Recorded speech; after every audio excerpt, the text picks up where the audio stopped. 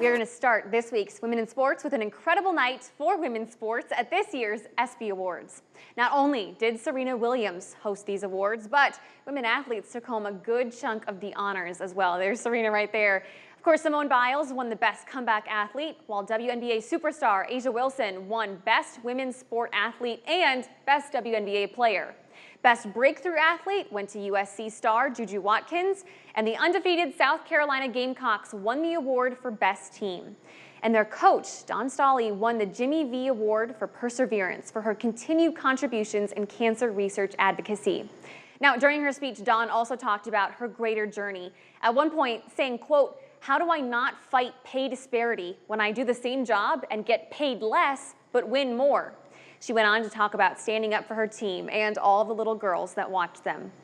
Of course, Caitlin Clark took home the ESPYs for Best College Athlete and Best Record-Breaking Performance. In fact, Clark is the first woman ever to win the ESPY for that second one. Later on, she talked about it being long overdue, questioning how athletes like Serena Williams never won that same award. And turning back to regular WNBA play, as of about 24 hours ago, Clark is now leading the entire league in assists per game. Through the first 25 games of the season, she has 194 assists. That puts her just 32 away from breaking the all-time rookie record. The Fever, by the way, are now in the playoff race after a rocky start to their season. And over the weekend, Angel Reese's historic double-double streak officially came to an end. Reese scored 8 points and had 16 rebounds in Chicago's loss to the New York Liberty on Saturday. But make no mistake, she had double-doubles in 15 straight games.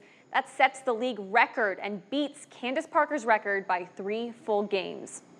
And in Phoenix, the Mercury are honoring the legendary Diana Taurasi. The team announced its new state-of-the-art $70 million practice facility will open next week. Both of its courts will be named after Taurasi and adorned with a logo inspired by her. Taurasi has spent 20 years with the Mercury and is a 3-time WNBA champion, 6-time Olympian, and 11-time All-Star. Well, last week we told you about all of the upsets that filled this year's tennis showdown at Wimbledon, and now we can officially have some champions to announce. It was the Czech tennis player Barbora Krejcikova who took home the women's singles win for her first Wimbledon championship. In second place, it was Italy's Jasmine Paolini, who is now the first woman since Serena Williams to reach both the Wimbledon and French Open finals in the same year. And it was the American Taylor Townsend with her first Grand Slam in doubles at Wimbledon this weekend. It's been a long time coming for this win after she reached the doubles finals and got runner-up in both the 2022 U.S. Open and 2023 French Open. And finally tonight, the U.S. women's national soccer team began their Olympic send-off series this weekend, and what a sweet, sweet revenge game it was. The Americans defeated Mexico 1-0 on Saturday. This comes after the U.S. suffered a historic defeat from Mexico back in February during the Women's Gold Cup.